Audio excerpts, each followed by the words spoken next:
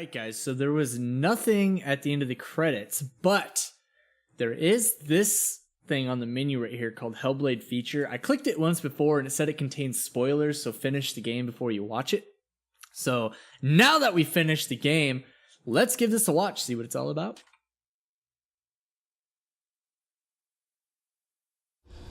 Stormy seas and lost souls. Who is it? She's dreamt of this before. It's coming. Is it? Is it? Is it? They say dreams are visions of our memories, thoughts and fears, as seen by our inner eye.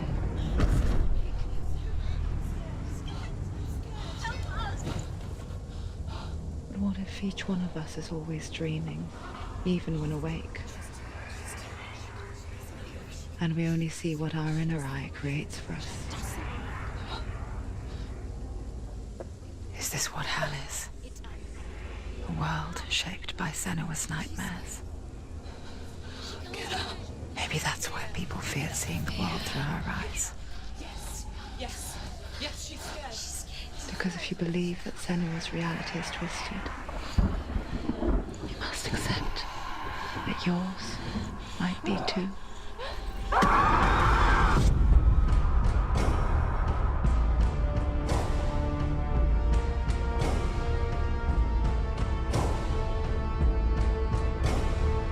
Hellblade Senua's Sacrifice is a video game about Senua, a Celtic warrior on a vision quest into Viking territory.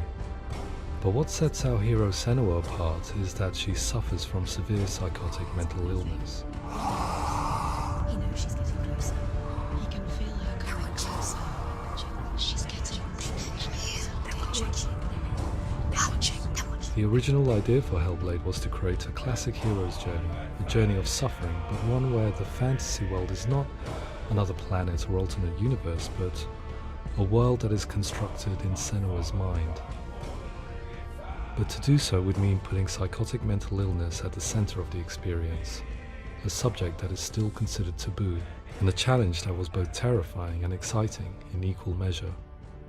In Hellblade, the starting point was a newly discovered Celtic goddess called Senuna in Ashwell, Hertfordshire. When first discovered, her name was thought to be Senua, a name which I liked and kept. I wondered if Senua might have been a Celtic warrior like Boudica who stood up to the Romans. While the Romans had conquered all of Europe, there was a group of Celts up in the furthest reaches of the Roman Empire that could not be conquered, the Picts. And so the Romans built a wall, called Hadrian's Wall, that spans across Britain from sea to sea to keep the Pictish barbarians at bay.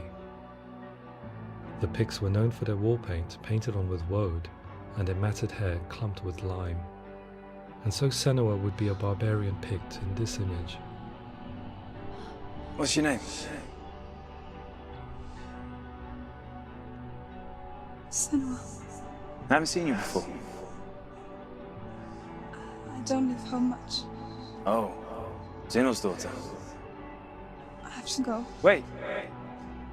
Orkney is off the coast of Scotland and was inhabited by the Picts, steeped in history and mystery, and so I made Orkney Senua's home and set the stage for a crisis. In the late 8th century, the first Vikings landed on the Orkney Islands. The population of the Picts crashed thereafter, replaced by the Norsemen of the 9th century. Were they wiped out? We don't know for sure, but it would seem likely given the reputation of the Vikings. The Northmen's brutality is legendary. High-ranking leaders and chieftains of the tribes they conquered were often offered as sacrifice to their gods. The most brutal of these sacrifices was known as the Blood Eagle. I imagine Senua as a young female warrior who returns home from exile to find her partner, Dillion, brutally sacrificed to a Norse god by these hellish warriors from a faraway land. I imagine the horror of this moment and how it would have dragged her deep into mental torment.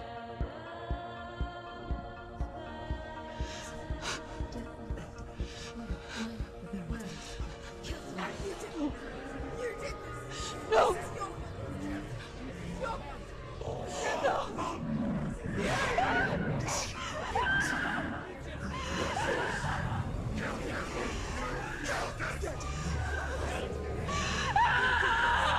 I came to learn that the Celts had a sophisticated and nuanced perspective on the nature of mental disorder. One term they used was Gelt. A Gelt is a man or woman who has been driven mad by a curse, battle trauma, or grief. The Gelt would take to a life in the woods in search of penance, punishment, and purgation. And so Senua became a Gelt, cursed by darkness, looking for redemption in the wilds. Another word the Celts used in reference to mental disorders was Druth, meaning fool, or liar, one who utters the words of God. They tell of the mad sinner who flees battle into exile and takes on a beastly nature, growing feathers on his body. The character called Druth in Hellblade is based on a little-known person called Findan, an 8th century Irish Celt who was captured and enslaved by the Vikings, but eventually escaped to Orkney where he became a monk. I will tell you my stories of hell, if I may walk with you. Upon meeting Senua, it would be his stories that fuel her quest deep into their world of gods. The Northmen say the world will come to an end. The sun will grow black, the earth will sink into the sea, the stars will disappear, fire and water will meet, flames will play against the sky, the heavens and earth and all the world will be burned, all the gods will be dead, and the warriors of Valhalla and people everywhere. Senua, prepare yourself for Ragnarok, for it is nigh. So the stage was set for a new adventure, a journey into the Norse underworld called Hell, a vision quest fueled by madness and myth, a fantasy that was created by Senua's own mind, and one that we would experience through her eyes. This is your mission. This is your quest. There is nothing else left. To make a game about a warrior with psychotic mental illness as its central theme was fraught with danger. Mental illness such as psychosis is still taboo and rarely acknowledged in a century of cinema, never mind the new medium of games. Where it does feature, it often conflates psychosis and psychopathy associated with a lack of empathy. It is unfortunate that these two words sound so similar that they are used interchangeably in media. I must admit that I didn't have to look very far to discover my own ignorance of the subject. So we reached out to Paul Fletcher, psychiatrist and professor of health neuroscience at University of Cambridge. Psychosis is a descriptive term, and it refers to having a loss of contact with objective reality. So it's characterized by two main sets of symptoms. One of them is hallucinations, where somebody experiences perceptions when there is no actual objective thing out there to perceive. You're already dead. Who are you? And the other is delusions, where somebody comes to very often bizarre, unpleasant, frightening beliefs when there's no good evidence in favor of them. There's no doubt about it. The source of the darkness is in Helheim, and the goddess Hela holds his soul there. We reached out to Welcome, a biomedical research charity that spends billions on research and awareness programs aimed at improving health. Mental health hasn't always been presented in the media in a way that is particularly helpful. It can be challenging to engage people with the subject matter, and there are a lot of preconceived ideas about mental health, and particularly schizophrenia and psychosis. So we hope our support allows the team to continue to collaborate with Paul Fletcher and with those who have experience of psychosis to create a game that provides a fresh perspective on the condition and allows audiences to engage with it in a way that just wouldn't be possible in any other medium. What started out as a brief consultation convinced me that we were only scratching the surface of an immensely deep and interesting subject that could enrich and change the very nature of the game. That's cool. Thanks so much for coming in. Pleasure. Thanks. It's really interesting for me. I'd love to be involved. It's fascinating. Absolutely. Our understanding of psychosis is still very much a mystery, and ways of treating it are still primitive compared to physical illness. After all, it is easy to see the pain and suffering caused by physical diseases or physical trauma. It is not so easy to see the mental suffering and trauma of severe mental illness. But what if we could find a way to see it? Games are capable of drawing you in for hours on end, playing the role of a character who is different from you, experiencing their perspective, and actively involving you in a world that functions with a different set of rules. That voice is not a kind voice. That voice calls you to your death.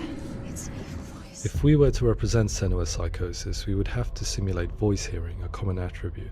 But how can we simulate something we have no first-hand experience of? Professor Charles Fernyhough, a leading expert in voice hearing from Durham University, offered his help.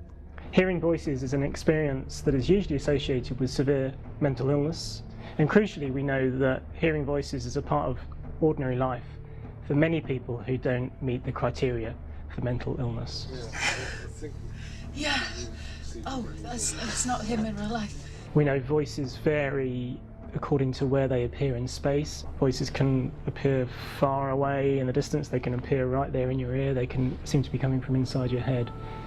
Based on the information Professor Fernyhough provided, I put together a sound brief and invited some actors to the studio. We recorded the actors using a binaural microphone, which records the 3D spatial position of sound, replicating the way sound is heard by human ears. It gives you an incredible sense that the person you are listening to is right there beside you. Can't see how she's going.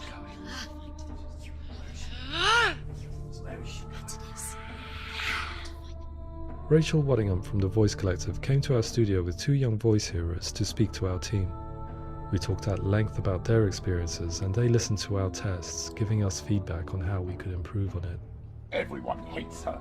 She's cursed. It's very hard to represent what this experience is like, partly because it's such a personal, intense, emotional experience. It's testament to how Ninja Theory have been listening to what the researchers are saying, but also crucially listening to the experts by experience. What they've come up with is so compelling. It's by far the best representation I've heard of what these experiences are like.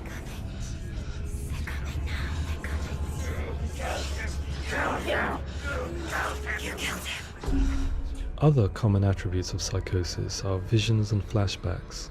We met with Recovery College East, who work with and care for people recovering from severe mental disorders. A group of service users gave us their first-hand account of what they experience. Sometimes when the visions or what we're seeing is too much, it becomes more difficult until eventually we perhaps don't see anything. The people we spoke to, the stories they told, were fascinating, harrowing and mind-boggling. The reality of what people experience was vivid, far exceeding what I could possibly have imagined. We went away itching to represent some of these visions and flashbacks in the game. Hands will know my heart is so, love is so far away.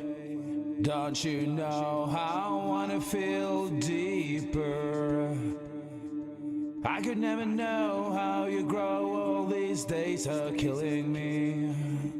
Now I see deep in me insanity does unfold. I just wanna feel deeper, deeper. I just wanna feel deeper, deeper.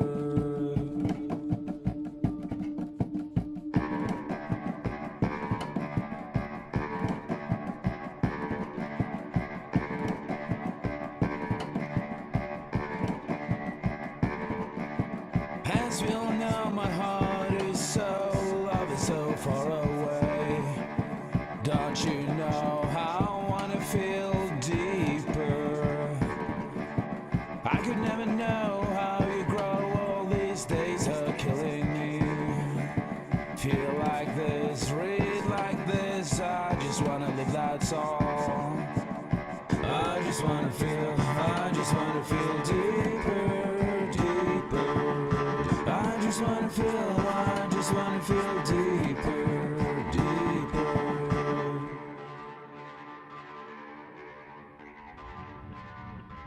To refine our work, we continued to hold meetings with Recovery College East over the course of a year and a half, showing them what we had achieved so far and refining the in-game representations based on their feedback.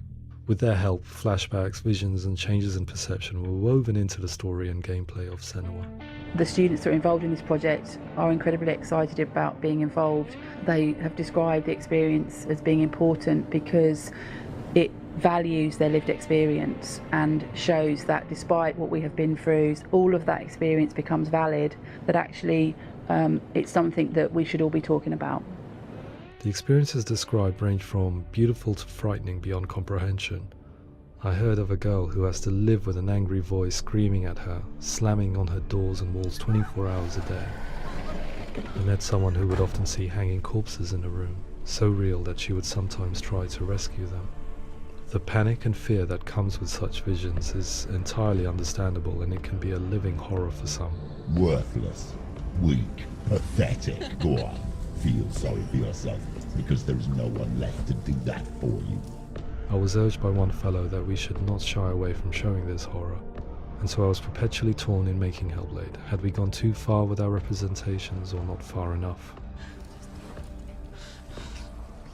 Broken and lost. Just like your soul. Come on.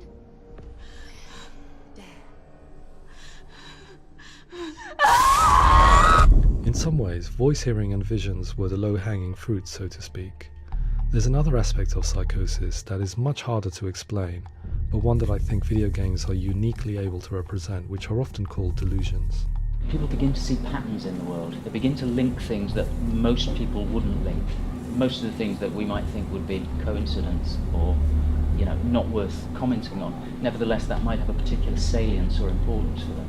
One individual described how everyday words, sounds, colours and objects were steeped in meaning to him, forming a strange and sinister puzzle that he was determined to solve but could not quite get to the bottom of.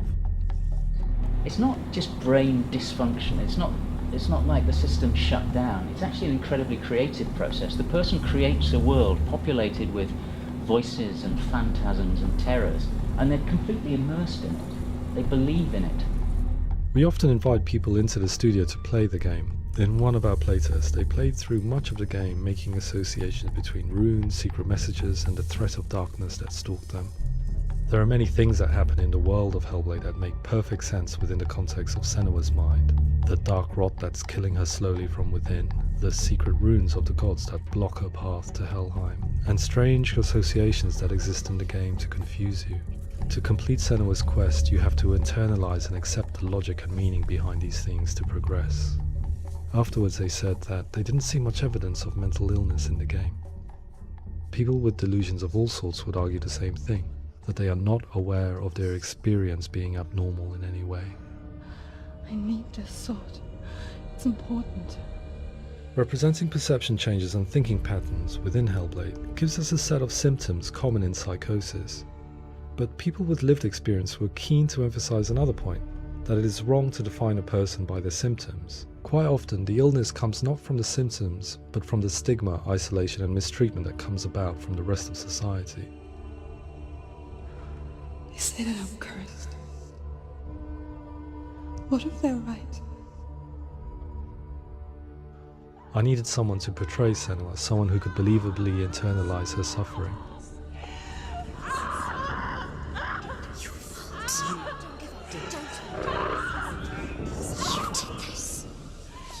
Melina Jurgens, our video editor, had been a stand-in for Senua over a few months while we perfected our motion capture techniques. Without realizing it, she had already auditioned for the role, and I knew her well enough to know that I didn't have to teach her to act, but to relive her own internal pain. As often is the case, those who have suffered mental anguish are never far from us.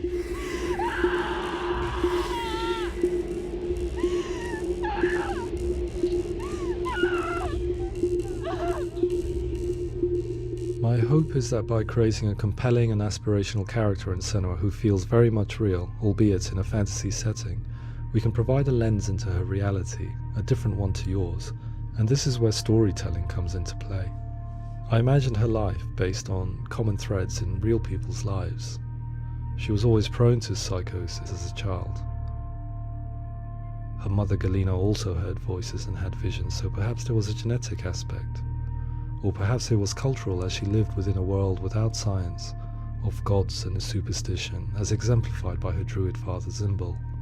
Psychosis developed in her late teens to early 20s and was exacerbated by stigma and isolation at the hands of the clansmen and her father. This darkness. It's spreading.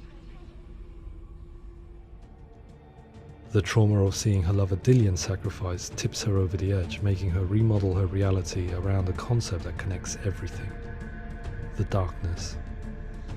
So the question is, what Senua experiences real? Can only be answered by saying, yes, it is real. It is her reality. All of her suffering will have been for nothing. It's just a matter of time.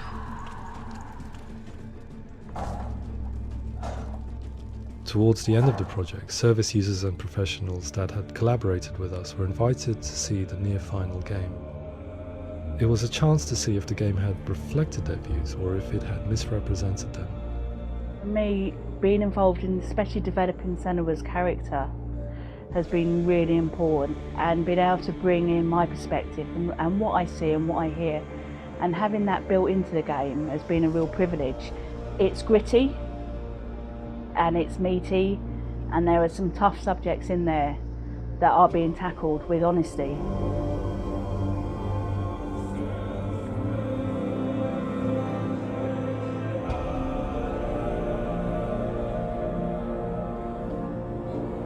I was blown away by it today, absolutely blown away. It was just fantastic to get the opportunity to use our lived experience in a very creative way. There's nothing tokenistic about the work we've put in. It feels like we've been listened to, things have been taken on board, and I think there was a lot of realism in the game itself, and it feels very authentic.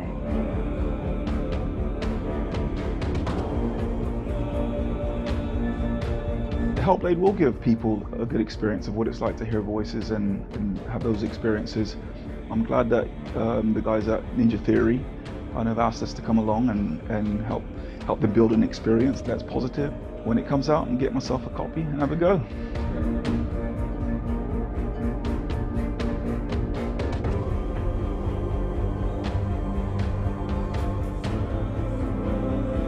I think all the way through I was really inspired by how the conversations have translated into the game in a way that I think I didn't imagine was possible. So wonderful, really wonderful.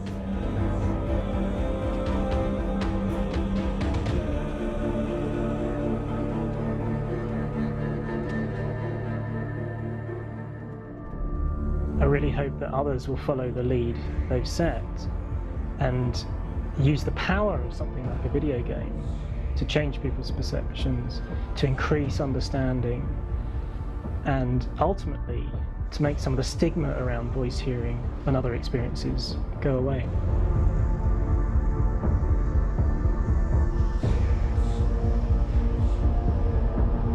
For me, it was really exciting to see something that I explore scientifically being represented so beautifully in a character who's trying to penetrate the mysteries of the environment in which they've been placed, with all of this strange uncertainty and noise and conflicting information that they're getting.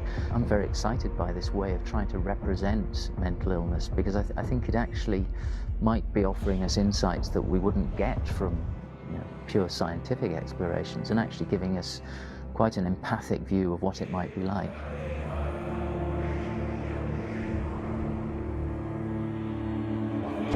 Mental illness has been with us for as long as we have been on this planet, but why? Why hasn't evolution stamped out this weakness from within our gene pool? I often pondered this question until I realized that the question had an inbuilt flaw. It assumes that being and thinking differently is a weakness. The only reason we have computers, spacecraft, medicine, poetry, art, and yes, even video games is because individuals were able to simulate new abstract realities in their minds and share them with the rest of us. We need people to be willing to see differently in order for us to progress and survive as society. And we need to be open to these new ways of seeing. And it is this spirit that motivated me to create Senua's story and share it with you.